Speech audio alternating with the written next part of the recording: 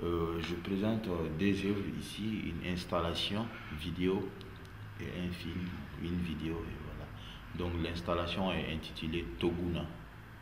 Toguna, c'est un lieu de rencontre des vieux Dogon, du village Dogon en fait. C'est une case ouverte, très restreinte, et dans laquelle on ne peut pas se tenir debout. Et ce lieu abrite aussi, c'est un lieu de la justice coutumière aussi, effectivement. Donc c'est cette pièce que j'ai transformée. Au fait, je me suis inspiré de cette pièce pour faire l'écran paille, en fait. Et cette idée, l'écran paille est venu de l'idée que je voulais peindre autrement avec la lumière. Parce que je me suis dit, est-ce qu'il n'y a pas une solution? J'entends les gens dire peindre avec la lumière. Bon, ça fait allusion à la photo, à beaucoup de choses dans les arts visuels, mais moi je voulais faire ça autrement. Et voilà, donc c'est l'instant que. Mais l'idée sur la paille ne m'est pas venue directement à ce moment. C'est en faisant un test de projection sur le mur que mon vidéoprojecteur est penché sur. Il y avait un tas de paille à côté, et voilà, et l'image, franchement, restée. J'ai vu que c'était une belle image et ça donnait un aspect très peinture. Donc, c'est comme ça que j'ai voulu faire la peinture, la projection sur paille. Et là, j'avais vu ça depuis au Frénois, mais au conservatoire plutôt. Mais c'est au Frénois qui m'a permis de réaliser cette œuvre, en fait, cette peinture en paille. Tu t'es rendu au Puy de Dôme pour faire des images? Oui, c'était en 2011 et ça coïncidait à une cérémonie triennale Dogon qui s'appelle Guina Dogon, qui veut dire la grande famille Dogon. Cette cérémonie fait appel à la culture et à la tradition Dogon. Et voilà, donc j'ai été avec mon équipe et nous avons filmé la cérémonie. Et c'est cette cérémonie qui est présentée, qui est projetée sur les deux écrans. C'était important de questionner cette culture pour toi? Oui, beaucoup. En fait, cette culture, en général, je dirais, la tradition africaine. Et dans la tradition africaine, disons, il y a beaucoup de choses qui sont en déperdition. Je ne sais pas, à cause je ne dirais peut-être à cause de la civilisation, à cause du développement du monde, et voilà, donc, mais les gens, ils ont tendance à laisser certaines choses qui étaient très importantes dans la société, culturellement et socialement aussi. Et voilà, donc c'est pour cela que j'ai jugé nécessaire de filmer cette cérémonie qui est très intéressante et de la présenter autrement dans les arts contemporains. Tu es l'interface entre cette culture de Gon et aujourd'hui, donc la création contemporaine. Comment tu négocies ça? Comment tu définis ça? Bon, je dirais que tout artiste a sa manière d'exprimer et de présenter les choses.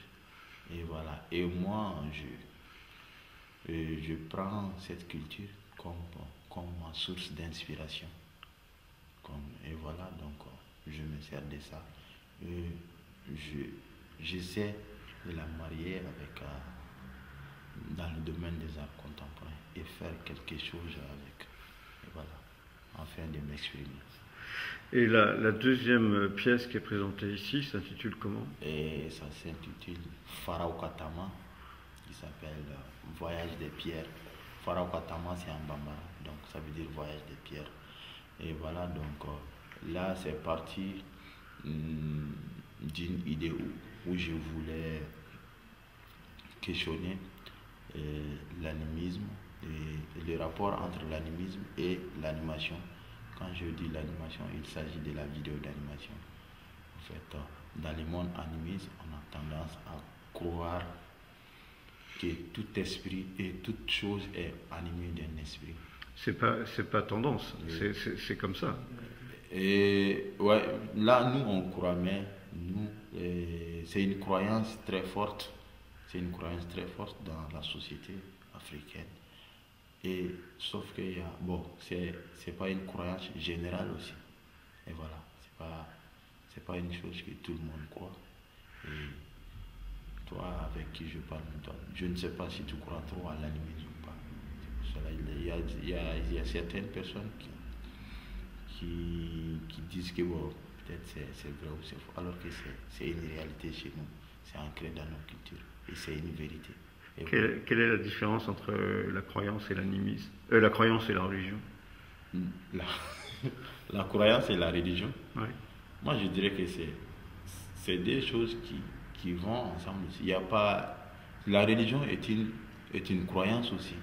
Et voilà, la religion fait partie de la croyance. Quand on ne croit pas, on ne peut pas faire la religion. Il faut croire en cette religion pour la pratiquer. Et voilà, donc je crois que c'est des choses qui vont ensemble. Le film donc parle Voilà. de cette croyance des pierres qui roulent. Ça vient d'où ça? Et ça vient d'une légende. Je me suis inspiré d'une légende. La légende des voyages des pierres. C'était pendant la colonisation, autour de la construction d'un pont barrage dans la 4e région du Mali, Ségou, principalement dans la ville de Markala. Et donc, pendant la construction de ce pont, il y a toute une histoire autour de la construction. Et il y a la légende des voyages des pierres où un village a fait transporter des pierres à coups de fouet.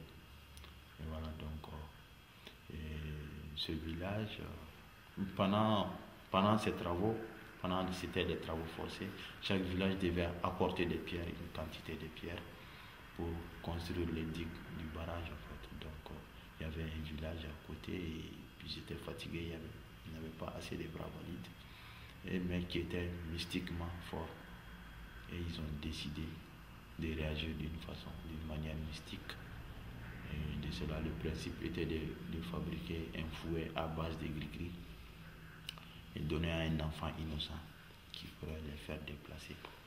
Et c'est comme ça que ça s'est passé aussi dans la légende. Donc cette légende m'a servi comme source d'inspiration aussi pour faire ce film. Voilà. Donc dans le film, on est entre le traditionnel et le contemporain, le rêve, la réalité, l'histoire du pont, de la colonisation. Donc ça parle un peu de tout ça. C'est une légende récente en fait. C'est une légende récente. Ah oui, oui. C'est quand même... Oui, effectivement. Ouais. Merci beaucoup, Sédou. Voilà. Merci.